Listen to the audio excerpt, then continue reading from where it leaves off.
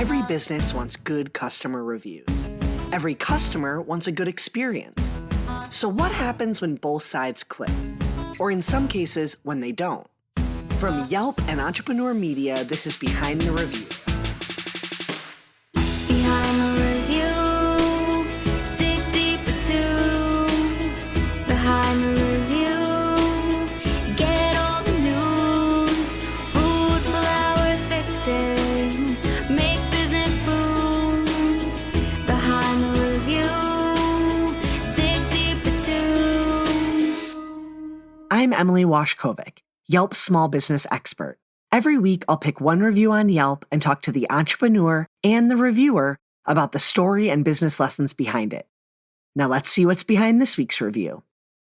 I first heard about Third Culture opening up in Aurora, Colorado from an article in the newspaper. Something came across my social media feed about people waiting in line for donuts. My husband is a self-professed donut enthusiast, so that caught my attention. And I heard that they were from Berkeley, and I was curious why a popular business in the Bay Area would decide to open their second location in Aurora, Colorado. So my interest was piqued. And when I saw the lines, I'm kind of the kind of person who says, I don't wait in lines.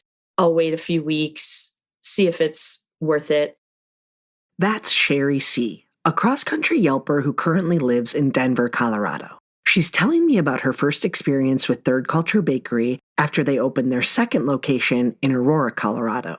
I was really enjoying how Cherie described the skepticism she and her husband had about this hyped-up bakery, since it's something I think we've all felt at one point or another. I'll just let Cherie tell you herself. Here's part of her first review.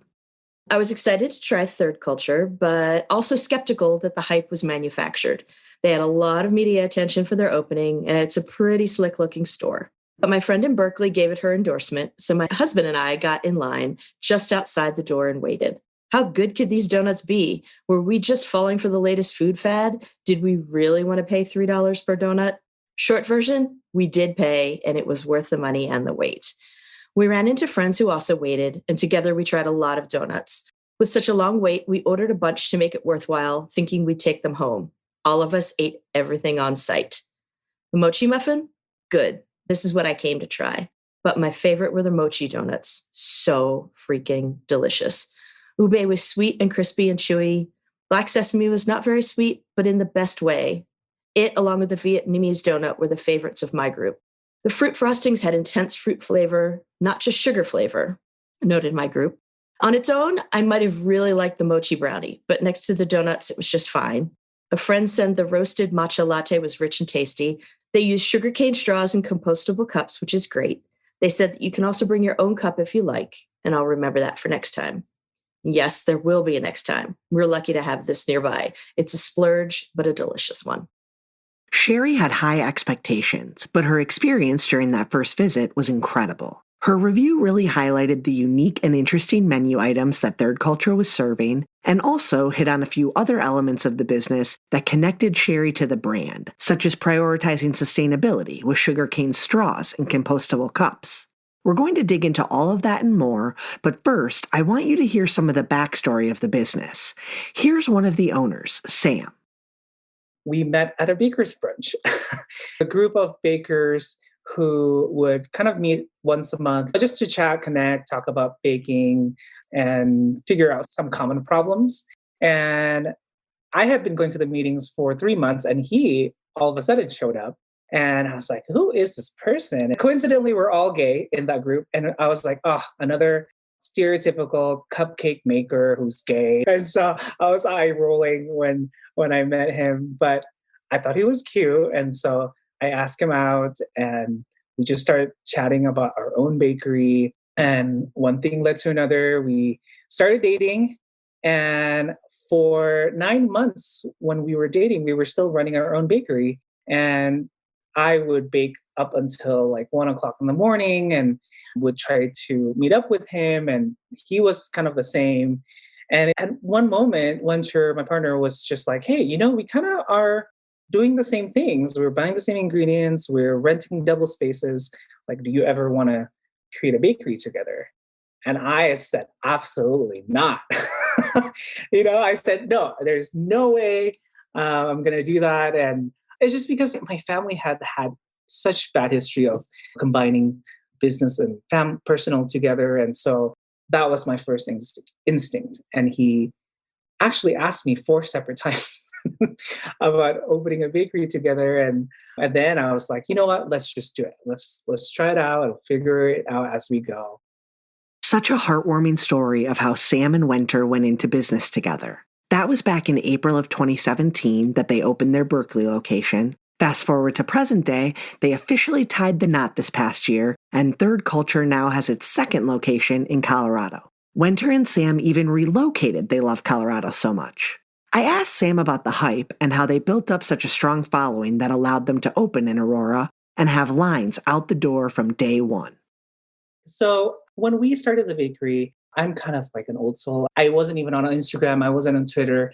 So my partner Winter, before baking, his previous job was working for Armani. So he was in fashion and he did all the window design. He managed the store. So when he told us that we have to open a social media account, I was like, what? That's like just for posting pictures. And I'm like, who reads these pictures? And he was hashtagging and I thought it was like corny. And I made fun of him for it. But early on, basically, when we started the bakery, it was kind of decided that I was in the kitchen. And so I was making products and testing and training. And he was taking more of the operation side. So all the branding and the design, the logo is all him. He's just such a creative person and he loves doing it. And so I don't know what happened, but he took our products. He did his early designs and like all the colors. And he had a very specific color palette and very specific messaging. But he just put that out in the universe and in Instagram, and people just responded, and it was all organic. And we didn't have the budget to hire anyone to do a social media or, for a PR release or anything like that. We started the bakery with $3,000 each from our savings. And so I think it was just word of mouth. And I think people resonated with the message. That was for both of our bakeries, the first time that the product and the message and the storytelling was like together, and neither one is better than the other. Because if you have a story, your product has to kind of like match up with it and be at the same level, because otherwise people are just going to be like, yeah, it's a good story, but the product is not as good. But we wanted to make sure that our story and our product were kind of like of equal high level. And it just kind of snowballed out of that. Social media was the tool they used to spread their message, but it was the message, the story behind their business, and the background behind their baked goods that resonated with people. Why don't we create a bakery that kind of tell a story of our upbringing and all the flavors that we grew up with and make pastries out of that? And so that's how this bakery started. And the one item that we kind of launched that wraps all of our story is our mochi muffin. And the mochi muffin was inspired by my mom's baking. That, I had this cake that she would always make growing up, and it had coconut sugar, coconut milk. And in Indonesia, you would steam it. So it's this rice cake that's steamed. And so it's like soft and chewy. But growing up here, I love my brownies and I love the edges of brownies, the crispy, crunchy edges. And I thought, you know what, why don't I just put it in an oven and just like see how it is?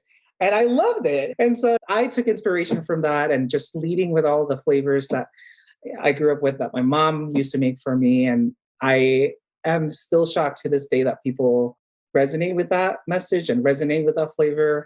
And everything that we make, even nowadays, all the drinks and all the pastries, our intention is to tell a story, either if it's our story growing up or our story of traveling. There's always like a little bit of that personal bits in those things. It started with a mochi muffin, but Sam and Wenter's enthusiasm for sharing tastes and flavors from their cultures, combined with baking techniques and influences of their American upbringings, has expanded their offerings into tons of donut flavors, muffin flavors, and even unique beverages. All of those things went into Cherie's first experience when she and her husband both tried various drinks and polished off a half-dozen flavors in one sitting. The thing I didn't mention in the very beginning is that Cherie and her husband have been back to Third Culture during the pandemic. And it was that second review that actually first caught my attention and connected me to Cherie. In the pandemic, we're trying to be very safe and cautious. We're not comfortable with indoor dining or going into places. So we opt for curbside pickup. So when we heard there was curbside pickup at Third Culture, we headed over. So here's my review. Still delicious. Called in an order for curbside pickup. I just asked for half a dozen and they chose the assortment. We loved every one. I tried the cold brew caramel latte and liked it. Not as much as the coffee clover, though. I love that, and we'll get it again next time. Pickup was easy. They ran our order out to the car and gave us compostable straws for our drinks. I like their commitment to sustainability. I can put their cups in my city compost pickup, which is a bonus. We're so lucky to have Third Culture in Colorado. Let's start with Cherie's second mention of the compostable straws and cups. Consumers like to spend and support locally, but they also like supporting businesses that align with their beliefs and values. Cherie is intentionally environmentally responsible, so when she finds businesses who feel the same, it matters. In my household, we really try to be environmentally responsible. At home, we use cloth napkins and we don't use paper plates. Even when we used to have parties, we just have a lot of plates and a lot of glasses. And during the pandemic, with so much takeout, the effects on the environment in so many ways are pretty severe.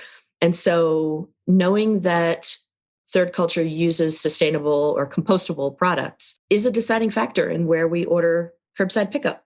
I actually started a collection on Yelp of places that use compostable packaging. And when we decide that we want to do takeout or curbside pickup, places that have compostable packaging rate higher, and we tend to return to those places.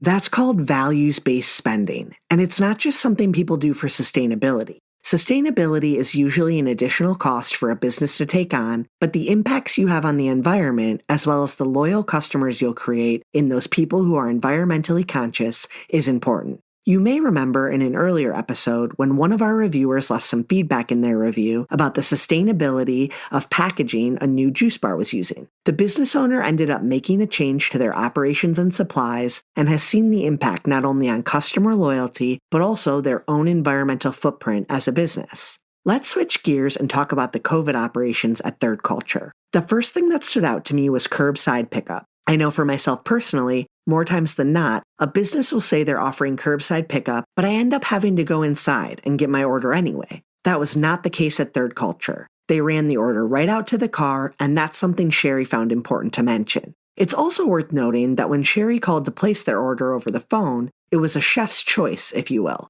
Third Culture chooses the flavors. I figured this was an operational thing, and it's actually a great learning and takeaway for anyone dealing with managing inventory and meeting demand.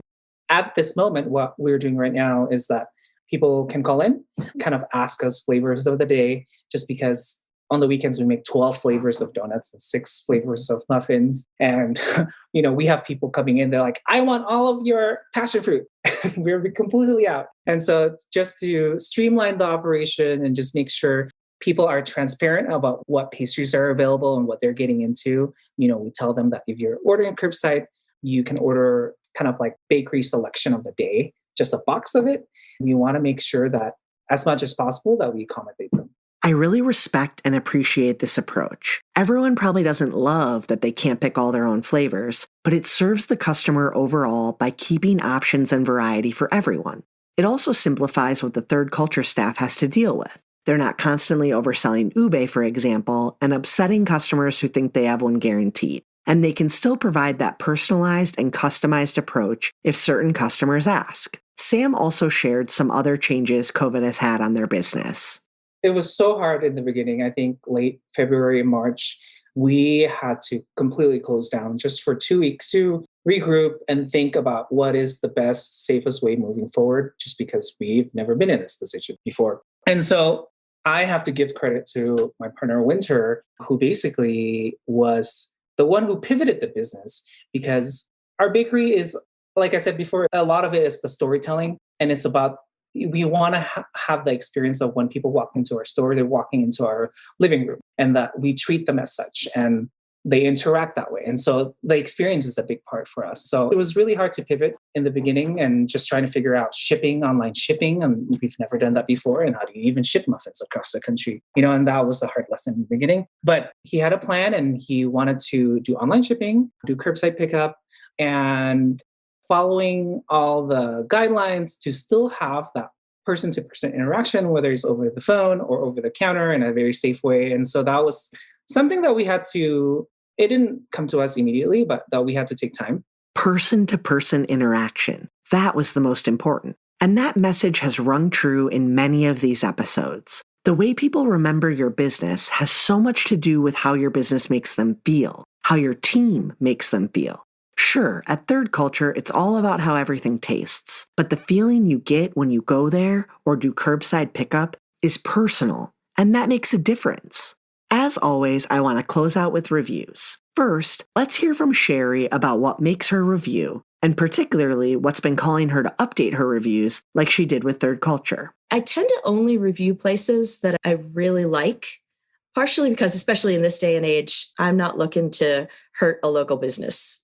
Nobody needs me trashing their business, unless there was something so horrible that I think people need to be warned. So I guess it is like, if I have something to say about a place, I'll review it. When I'm trying to decide what to review or why, it's usually because I've had such a great experience. I think other people need to know about it. Let's say if there was something specifically spectacular about a place, like there's a review that I plan to update next week about a restaurant that during the pandemic has done a great job with to-go food. It was a great restaurant before the pandemic, but now they've really knocked it out of the park. And I try to update reviews when things like that happen, which is why I updated my review of Third Culture. Two things stood out to me here. Cherie is updating reviews for businesses she's previously reviewed to let consumers know what they're offering and how they're operating during the pandemic. She also mentioned that she hasn't been writing negative reviews. Yes, during the pandemic in general, businesses could use more of our support and, to be honest, grace to be operating with all of the challenges and regulations. But Cherie doesn't write many negative reviews at all. In her time on Yelp, she's written over 2,000 reviews, and less than 30 of them have been 1 star. And that's true for Yelp in general. In fact, nearly 80% of the reviews on Yelp are positive, and there are more 5-star reviews than 1, 2, and 3-star reviews combined. I understand that the negative reviews sting, but for most businesses, it's a sting that you feel far more than a consumer notices when they're looking at your online reputation. And that's not to diminish that feeling at all. For some perspective, here's Sam sharing how him, his partner Wenter, and their third partner and CFO Rachel all approach reviews so differently. Between the three of us, Rachel, Wenter, and I, we read reviews pretty differently. Rachel reads it every day. Just because for her, it's that she wants to know if there's any problems that are reoccurring and so that we can fix it. And for us, we read it probably a couple times a month.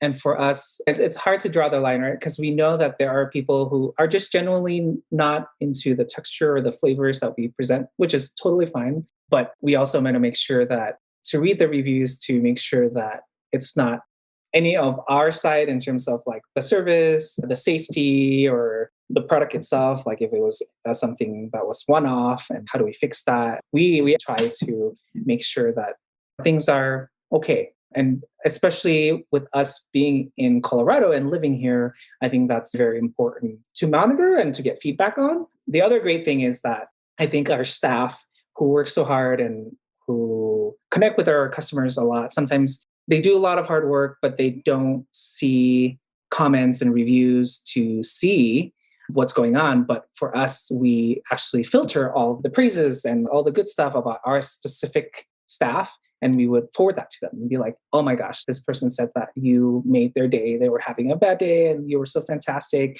And for us, that feels so good to be able to give that to them and to have them have pride in connecting with people. I absolutely love that Sam and Wenter share positive reviews that mention their staff with them as a form of praise. I also think it's great advice to leverage review content for insights and as your eyes and ears in your business when you can't always be there. I'm going to let Sam share a bit more about how they make flavors approachable for folks who have never tried a mochi muffin or an ube donut before. That's like their culture. It basically means someone who grew up in a culture that's different from their parents. And so you incorporate these two cultures, like an Asian culture for us, in our instance, Asian culture and American culture. And so for us, we know that we don't want to be a bakery that's just strictly for people who are familiar with the flavors. When you go to French restaurants or French bakery, it's strictly for people who are familiar with that specific pastry item. And we want to kind of be the bridge in these two groups of people that normally wouldn't kind of come to a bakery. And I think that's the beauty of it. And I think for us, it's all about training our staff. And we always tell them, you ask them, like, have you been here before? And have you had mochi before? And so anyone who comes walking into a bakery, we give them a quick refresh or even a little bit of a snippet of the basics of what is mochi. Like mochi is a rice that's Japanese variety that's grown locally in California. And we really, really work hard to try to make sure that people don't feel out of place of asking what is an ube or a matcha. It's okay to ask those questions. And at the end of the day, we just want to make sure that people have a good experience and a good time and eat some good donuts.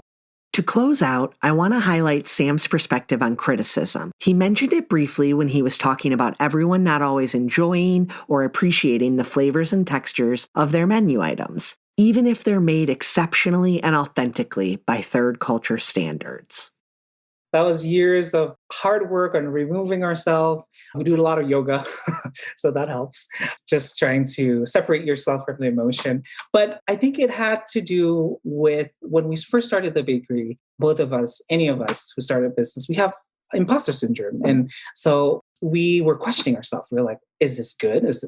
Me being in the kitchen, I would ask myself, like, is this pastry even good? Would people even buy this? And, you're very critical. But over the years, I've become comfortable with who I am as a baker and who I am as a business owner and what we stand for and my flavor palette. And I know that I make products that I would myself want to eat at home, whether it's the source of ingredients and the farms that we choose carefully and make sure that they're having good farming practices, or even like the flavors. I would only make a product that I enjoy and it excites me. And I'm like, whenever we're developing donut flavors, I would tell my partner, I've been eating this donut 5 times in the last hour. I think this is a go.